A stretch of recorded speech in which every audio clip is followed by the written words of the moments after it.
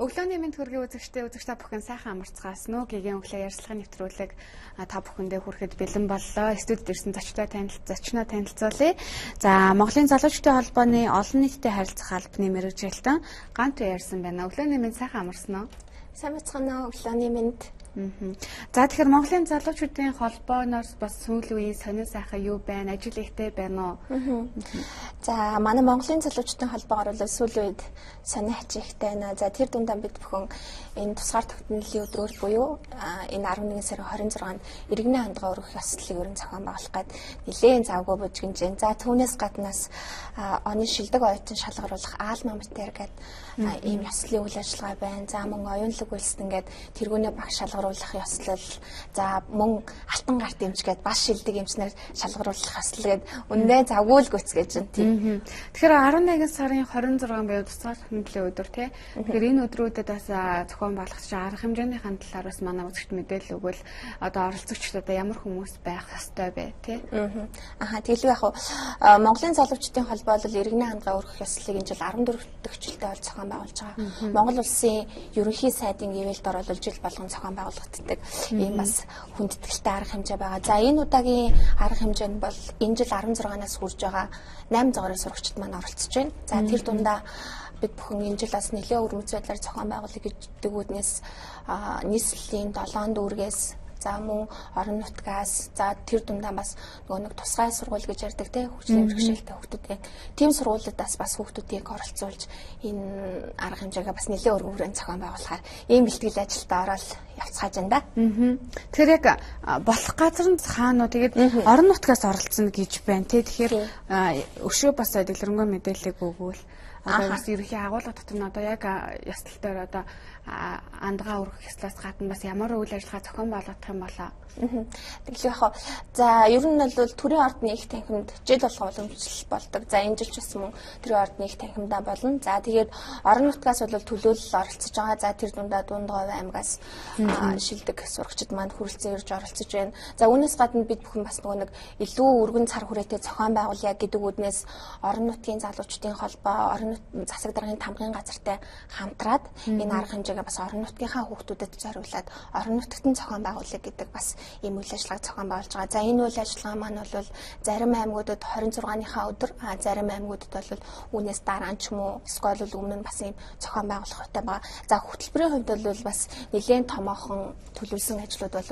зөндөө байна. За тэр дундаа Монгол улсын ерөнхий сайд Эрдэнэт бол хүүхдүүдэд хандаж үг хэлэх, за мөн хөдөлмөр нийгмийн хамгааллын сайд намтай баяр гэх мэтчлэн төрийн өндөрлгүүд маань оролцож бас 16 наснуудаа хүнд төлөв үзүүлэх байгаа. За үүнээс гадна бол бас сонирхолтой лекцүүд бол бас тавигдахаар бид бүхэн бэлдэж байна. За тэр дундаа Бугансүл төрийн бас байгууллагын тэргүүн баяраа маань хүүхдүүдэд бас их оромж үзэл, ээж аваагаа хүндэтгийг хайрлах энэ бүхнийг бас илтгэсэн сонирхолтой лекцийг уншина гэж уншихаар болсон байгаа. За мөн үүнээс гадна Монголын залуучдын холбооны ерөнхийлөгч Аюушин Мухбат залуудаа сайхан амьдрыг бас тун сонирхолтой лекцийг хүүхдэд уншиж сонирхуулах байхаа. Ер нь бол энэ лекц унших маань бол жил болго уламжлал болгон зохион байгуулагддаг. Энэ жилийн хувьд бол бас Монголын залуучдын холбооны 95 жилийн маань болж байгаа. За үүнтэй холбоотойгоос илүү өргөн илүү их мэдээлэл хүргье гэдэг үднээс хоёр хүнийг бол урьсан байгаа лекц тавьж өгөөч гэд энэ хоёр хүн маань бол ер нь залуучуудаа хандаж бас 16 нас гэдэг бол хэм бүхний хувьд хамгийн дурсгалтай нас байдаг. Тэр ч утгаараа бас тэрийг нь хамгийн дурсгалтайгаар бас өнгөрүүлээ хожим дурсгад гэдэг утгаараа бас илүү өргөн хүрээтэй ажлууд хийж байна да. Тэгэхээр Монголын залуучдын холбооноос зохион байгуулж байгаа ямарваа нэгэн арга хэмжээнээс залуучууд маань хэр их идэвхтэй оролцож байна. Одоо урд урдны жилүүдээс бас харьцуулах юм бол одоо сүүлийн үед ч одоо нийгмийн одоо нөгөө хүмүүнлэгийн ажилч гэдэг юм уу тийм ямар нэгэн ажилд бол маш их идэвхтэй оролцдог байна. Ялангуяа сошиалар гэхэд бол айгүй их оролцдог болсон байна л да. Тэгэхээр яг одоо яг нөгөө нэг арга хэмжээ зохион байгуулж байхад одоо урд урдны жилүүдээсээ бас онцлог ч юм уу тийм одоо яг оролцож байгаа хүмүүсийн маань төвшин одоо ямар хөө цар хүрээ ямар хөө байна. Ер нь бол сүүлийн жилүүдэд харж байхад ер нь залуучуудын маань идэх оролцоо айгүй нэмэгдсэн байна. За Монголын залуучуудын холбооноос ч бас залуучуудынхаа бас идэх оролцоог нэмэгдүүлэхтэй төрөл бүрийн үйл ажиллагаанд татан оролцуулах гэдэг үднээс олон талт үйл ажиллагааг зохион байгуулсаар байна. За тэр дундаа бол залуучуудын маань хизээний танилцуулсан Ундаг дугуйтай Улаанбаатарч гэдэг юм уу, Спирту спорт аянч гэдэг юм уу ингээ олон талын сонирхолтой арга хэмжээнүүд бол их байна. Энд бол залуучууд маань үнэхээр идэвхтэй оролцдог болсон байна. За зарим хүмүүсээс шүүмжилтэлтэй залуучуудны компьютерний ард суучаал те ингээд бусдыг шүүмжлээд сууж гэнэ гэдэг.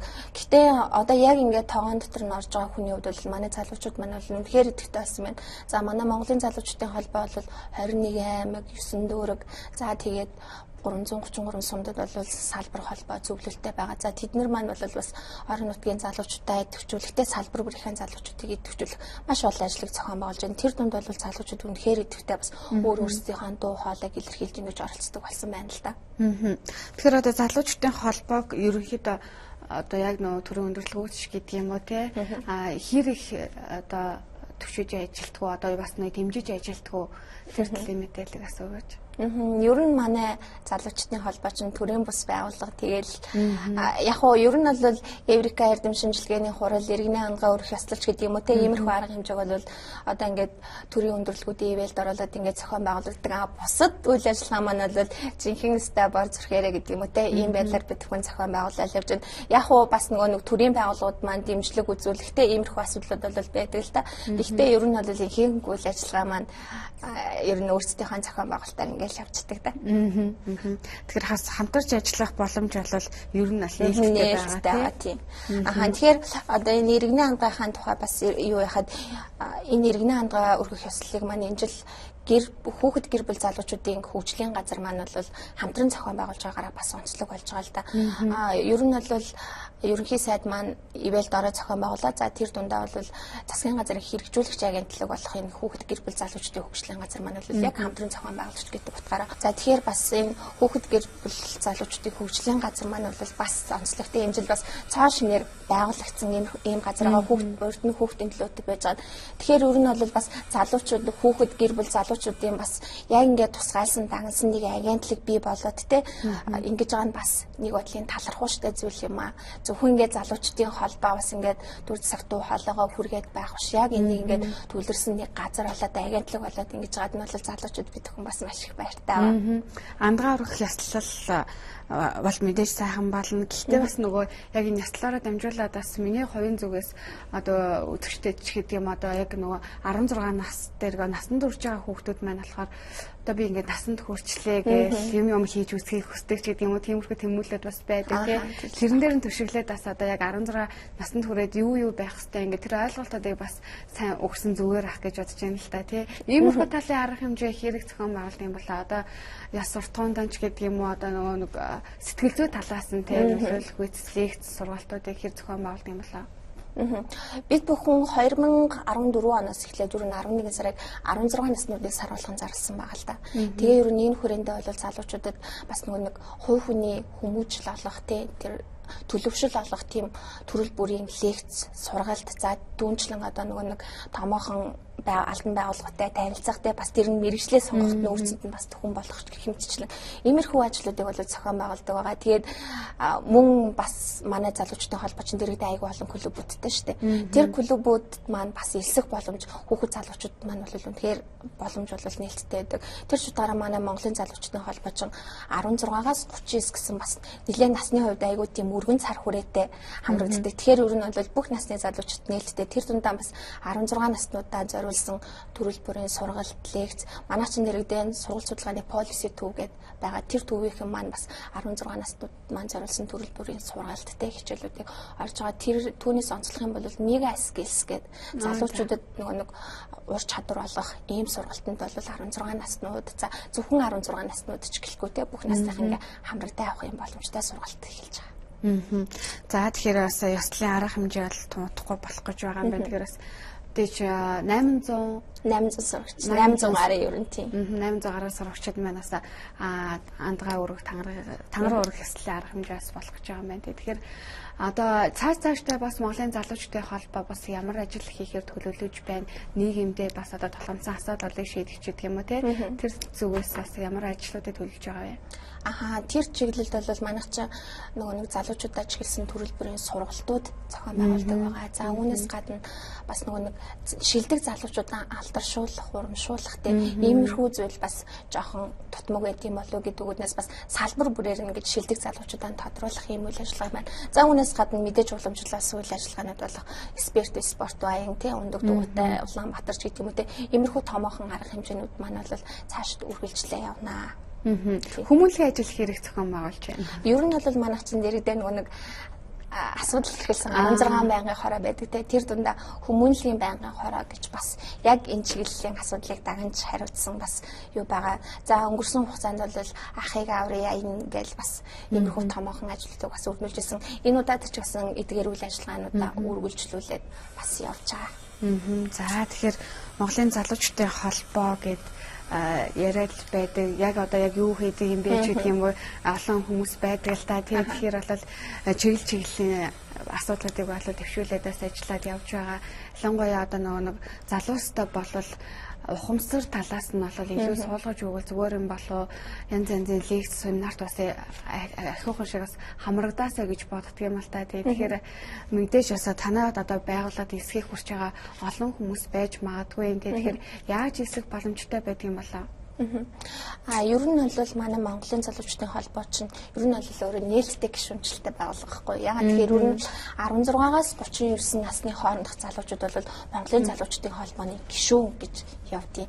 Тэгэхээр та бас түрүүнд хэллээ л дээ нөгөө нэг залуучуудад зориулсан төрөл бүрийн сургалт лекц гэдэг юм уу те. Энэ утгаараа бид бүхэн бас залуу хүн сурал лекц гэдэг сая 9 сараас эхлээд өнгөрсөн 7 хоногт бол өндөрлөлтөө 7 хоног болгоны баасан гарагт зохион байгуулдаг ийм үйл ажиллагаа байгаа. Тэгээд энд маань бол олон залуучууд маань хамрагдах боломжтой. Эрх аварч гэсэн мөн уламжлалт ёсороо үргэлжлэн. За үүнээс гадна Монголын залуучдын холбооны нэг давхар залуус тахим гэдэг. Тэр залуус тахимд маань бол 7 хоног болгоны пүрэв гарагт бас сургалтууд явж байгаа. Тэгэхээр энэ сургалтанд маань бас оролцъё те тархи эзнэглэе, оюундаа хөрөнгө оруулалт хийе гэсэн залуучууд маань бол ер нь аль нээлттэй байгаа. Тэгэхээр манай Монголын залуучдын холбооны талаарх мэдээллийг авъя гэвэл Монголын залуучдын холбооны NYFC гэмээр сайт байгаа. Тэр сайтаас бол бүх мэдээллийг авч болох байгаа. Иргэний андгаа одоо өөр бусад цаашид ямар үйл ажиллагаа хэрэгжүүлэх гэж байгаа юм. Энэ мэтчлэн одоо бүх мэдээллүүдийг авах боломжтой. За баярлалаа. Тэгэхээр хоёлаас ярилцах цаг маань бас өндөрлөг тийшээ хандж байна. Тэгэхээр бас өнөөдрийн сэдв болох гол ажлынхаа талаар мэдээллийг бас дахиад үзэгчтэй хүргэе гэх. За тэгэлгүй яах вэ? За мэдээж иргэний андгаа өргөх ёслолыг маань дэмжиж хамтарч ажиллаж байгаа байгууллагуудаа бас энд дуртхан зүйтэй болов гэж бодож байна л да. За маш олон байгууллагууд бол хамтарч ажиллаж байгаа. За тэр дундаа Монгол Улсын засгийн газар, хөдөлмөр нийгмийн хамгааллын яам, боловсрол шинжлэх ухааны яам, за мөн оюуны өмч, улсын бүртгэлийн ерөнхий газар, за нийслэлийн боловсролын газар гэх мэтчлэн маш олон байгууллагуудыг дэмжиж хамтарч ажиллаж байна. За үүнээс гадна бол мэдээж ерөнхий ивент тэтгэгчээр бол Монс косметик ажиллаж байгаа. Бас залуучуудыг дэмжиж ингэж ажиллаж байгаа байгууллагуудаа бас баярлалаа гэдэг бас энэ ташрын дуулгая. Тэгэхээр энэ жил бол Монгол Улсын хэмжээнд 16 нас хүрж байгаа 49 мянга гаруй одоо 16 наснууд байна гэсэн одоо судалгаа гарсан байна л да. Тэгэхээр энэ залуучууд маань бол 16 нас хүрч Монгол Улсын иргэн гэдэг эрхэм хүндтэй алдрыг одоо хүүхэд гэдэг тодтоглосоо залуу хүн гэдэг эрхэм алдрыг ер нь бол хүртэж байгаа шүү дээ тийм ээ. Тэгэхээр мэдээж энэ туршилттай үеийг нь бас мөнгөлөх хадгалах зорилгоор бас залуучдынхаа санал хүсэлтээр бас хүндэт зочдыг өрсөн байгаа. Урлаг, соёл, спорт гэдэг спортын шилдэг хүмүүс маань оролцох байгаа. За тэр дундаа бол жүжигчин Ундрмаа, Дүлгүүн, одоо оюун ухааны академийн тэргүүн Хатанбаатар, за мөн нөгөө сэлмэн хөлтэй гүйгч гэдгээрээ бас олонд нэлээд танигдаад байгаа Саран чулуугч маань тех мэтчлэн одоо нийгэмдээ нэлээд танигдсан тийм хүүхдүүдийн үлгэр дуурайл болсон хүмүүс маань бол ирж бас хүүхэд залуустаа иргэний үнэмлэгийг гардуулж өгөх байгаа. Тэгэхээр өөр нь бол энэс 16 наснуудын маань бас яг тэр дурсамжтай үеийг нь бас дархлах, хадгалах бас үнэхээр сайхан арга хэмжээ болох байхаа гэж бодож байгаа. Тэгэхээр бас таны хувьд 16 насныхаа яг одоо тангар ураг яслаач гэдэг юм уу тэг 16 нас хүрж байхдаас ямар сэтгэлтэй байсан бэ? Юу хийж төлөвлөнө гэж одоо ер нь бол багасаа олон зүйлийг мөрөөдөж одоо би станаар том болохоор тийм болно да, ийм болно да л гэж боддог байсан шүү дээ тий. Тэгэхээр ер нь одоо ингээд бодохоор бидний үед бол иргэний хандгаа өргөх ёслол ер нь бол байхад бол байдаг гэсэн баг л та. Гэтэ тийм илүү өргөн цар хүрээтэй бол байгаагүй юм шиг тийм болж байгаагүй юм шиг. Тэгэхээр одооний ингээд 16 наснуудыг харахад нэг бодлоо атаарах гэж байгаа байхгүй. Үнэхээр ингээд төрийн ордонд ороод те төр засгийн тэргүүнүүдээс бас юугийн гардаж аавна гэдэг чинь үнэхээр хацтай. За миний хувьд бол тэгэл орон нутгаа би ч хөдөөний хөд тэр утгаараа хөдөө ер нь бол багш болно гэж мөрөөдсөн явж исэн. Тэгэл ер нь бол иргэний үнэмлэхийг авсан жил нэг том хүн болцол юм шиг тийг санагдаж байсан л да. Тэгэхээр нэг утгаараа бол бас үнэхээр том хариуцлага бас ирдэг юм байлаа. Үнэхээр бас их орончтой иргэн байх тэр үзэл санааг төлөвшүүлэхэд бас 16 наснуудад хийх хамгийн гол ажил юм болоо гэж бас боддгийг. Тухайн үедээ бол нэг багш олно гэсэн мөрөөдөлтэй нэг шарах явж илээ да.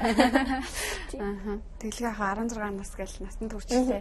Одоо би насанд хүрсэн чинь сөргөөр ярих юм бол одоо би том хүн болсон байхад надтай битгий хийж хайрцсан ингэж хайрцч гэдэг юм уу те. Тэгээ харин эсрэг эерэг талаас нь бодох юм бол өчнөө олон зүйлүүдээ хийж бүтээх хийсэн гэлээсээ маш их явдаг штэ. Тэгээ ер нь яг 16 нас гэдэг бол айгүй чухал үе. Тэгээ үнэхээр бас мартагдчихгүй үед нэг л дээ тэр ч утгаараа бас нөгөө нэг илүү хариуцлага ухамсарлаас 16 наснууд маань те их оронч үзэлтэй их түүх соёлоо мэдэж те хүндэтгэх ахмад үе бас хүндэтгэх хайрлах дээдлэгч гэдэг юм те ийм суур хүмүүжлийн зүйлсийг нь одоо яг энэ үеэс юм уу тавиад те энийг нь бас ухамсарлуулах хэрэгтэй болов уу гэдэг утгаараа бас бид бүхэн ийм ажлыг зохион байгуулж байгаа л та. Тэгэхээр яг одоо яг тангар урах ёслолд бол 800 оюут ингээд 800 залуус байгаа штэ те. Тэгэхээр яг энэ залуус ерөнхийдөө бол одоо төлөвлөгдсөн байгаа юу? Одоо эсвэл одоо манай нэвтрүүлгийг үзэж байгаа магадгүй би бас энд очимоор байна гэсэн баталтай хүүхдүүд бас байж магадгүй л дээ тий. Ер нь бол одоо бид бүхэн мэдээж одоо иргэний хандгаа өргөх хэсэл маань 2-3 хоногийн дараа боллоо. Тэгэхээр мэдээж бид бүхэн урьдчилаад бол бэлтгэсэн байгаа. Ер нь бол бүх дүүрэг одоо хувийн хэвшил, улсын сургууль, тусгай гэдэг энэ бүх сургуулийн хүүхдүүд маань бол хамрагдаж байгаа. Тэгэхээр ер нь бол яг энэ нэвтрүүлэг үзээ сууж байгаа би арах юмсан гэж бодож байгаа хүүхдүүд маань бол уучлаарай. Одоохондоо бол үнэхээр ингээ бүртгэл нь явагдсан болсон байгаа. Бид нөгөө нэг түрүүнд нийслэлийн иргэний боловсролын газар нийслэлийн боловсролын газартай хамтарч ажилласан гэж ярьсан тий. Тэгэхээр яг эдгээр маань болохоор бүх сургуулиудаас ингээд нөгөө нэг шилдэг тэргүүний сурагчдынхаа нэрсийг аваад тэгээд тэр нэрсийн дагуу бид бүхэн бүртгэлийг хийгээд ер нь бол бүртгэл дууссан байна. За баярлалаа. 11 сарын 26-ны өдөр 14 дахь жилдээ зохион байгуулагдаж байгаа гэсэн тий. Тусгаар тогтнолын өдрийн 10 цагт гэж байгаа юм байна тий. Тийм ер нь бол түрүүчийн жилүүдэд бол бас нөгөө Монгол бахархлалын өдрөөр зохион байгуулагддаг гэсэн энэ удаад бол тусгаар тогтнолын өдрөөрөө бас илүү өргөн цар хүрээтэй энэ жил бас манай залуучдын байгууллагын 95 жилийн тохиолсон тэр утгаараа бас нэлээд өргөн цар хүрээтэй тэгээ бүх үйл ажиллагаагаа ингээ зохион байгуулалтыг гэдэг утгаараа нийслэлийн 9 дүүргээс хүүхдүүд оролцож байгаа. Тэгээд орон нутгаас маань бас хүүхдүүд төлөөлөл оролцож байгаа. За яг тайзан дээр бол нийт 25 хүүхэд бол яг энэ улс төр нийгмийн салбарт ажиллаж амьдарч байгаа. Тэр мундгуудаас бол иргэний үнэмлэхийг гардаж авах байгаа. За тэр хүүхдүүд маань бол мэдээж бас олон улсын тэмцээн уралдаан, урлаг соёл, спорт гэдэг олон төрлөөр бас яг сургуульдаа, улсдаа манлайлсан тим сурагчид байгаа. За баярлалаа. Тэгэхээр бас 11 сарын 26-ны өдөр боллоо арга хэмжээнд амжилт өгсөн бас Монголын залуучдын холбоо бас цаашдаа залуус руугаа чиглэсэн өшөө олон сайн арга хэмжээнүүдийг зохион байгуулаасай гомрын голноос залуучуудтай чиглэсэн суртал угуулга эерэг зөвлөгөө одоо эерэг хандлагуудыг бас төрүүлсэн тийм лекц семинаруудыг бас сайн зохион байгуулаасай гэж хүсэж байна л та. За баярлалаа. Тэгэхээр бас телевиз үзэж байгаа нийт залуучуудаа бас хандаад хэлэхэд ер нь бол манай Монголын залуучдын холбооны үйл ажиллагаа бол бүх залуучууд маань бол нээлттэй байгаа. Тэр дөрвөн давхар саарл байшин чинь ер нь бол залуучдын хөдөлгөөнд тасардаггүй тийм байшин байгаа шүү. Та бүхэн ч гэсэн бас нэг тэрнгээр авахдаа энэ байгууллага юу хийдэм болоо гэдэг нэг гаднаас нь хараад өнгөрөх биштэй дотоод үйл ажиллагаанд нь оролцоод тэгэх юм бол илүү ингээд гаднаас нь хараад шүүмжлэхээсээ илүүтэй бас яг дотор нь ороод өөрөө мөн чанарыг ойлгох юм бол бас илүү залуучууд манд хүртээлтэй хүртээмжтэй болох. Бид бүхэн бол ийм үйл ажиллагаанд оролцооч гэж ингээл залуусаа урьдаг те. Зарим үед бол ингээл залуучууд манд үнэхээр өөрсдөө ирээд оролцдог. Заримдаа бол ингээл гаднаасан шүүмжлэх ч юм уу иймэрхүү хандлагууд байдаг. Гэхдээ яг ингээд нийт утгаар наваад үзэх юм бол манай залуучуудын оролцоо хандлага бол үнэхээр сайжирсан байна. Тэгэхээр залуучуудын холбооны үйл ажиллагаанд оролцоод тэгээд бүгдээрээ үйл ажиллагаагаа өргөн дэлгэрс цар хүрээтэй зохион байгуулцгаая гэж бас хэлмээр байна тийм. За баярлалаа. Манай урилгыг авч хүрэлцэж ирж бас ярилцлаа гэсэн танд баярлалаа, амжилт хүсье. За баярлалаа. Та бүхэнд ч гэсэн ажлын өндөр амжилт хүсье. За баярлалаа. Гэгээ өглөө ярилцлагын нэвтрүүлэгтээ хамт байсан та бүхэндээ баярлалаа. Ингээд та бүхэн нэвтрүүлгээ үргэлжлүүлэн хүлээж авч ирсэн үү?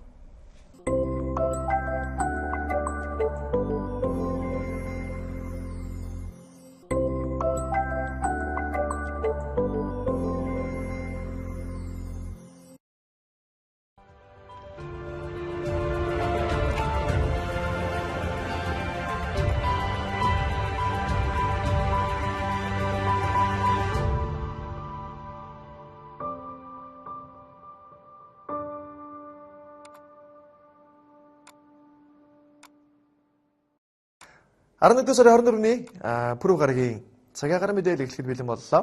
10 жилийн дараа 20 жилийн дараа та 2016 оны 11 сарын 24-ний өдрийг би их гоё өнгөрөөж үлээ. Эсвэл нэг халтаж унж үлээ ч гэдэм үү те. Ингээд нэг ямар нэгэн дурсамжийг хүн мартдаггүй шүү дээ. Тэр үед таны сэтгэл хөдлөл дээд зэгтээ хүрсэн байдаг учраас тэр дурсамжийг мартдаггүй гинэ. Тэгэхээр та сэтгэл хөдлөлийг дээд зэгт нь хүргэж гоё зүйлүүдийг тэмдэглэж эсвэл тэмдэглэхгүй байсан ч болно те. Их гоё амарч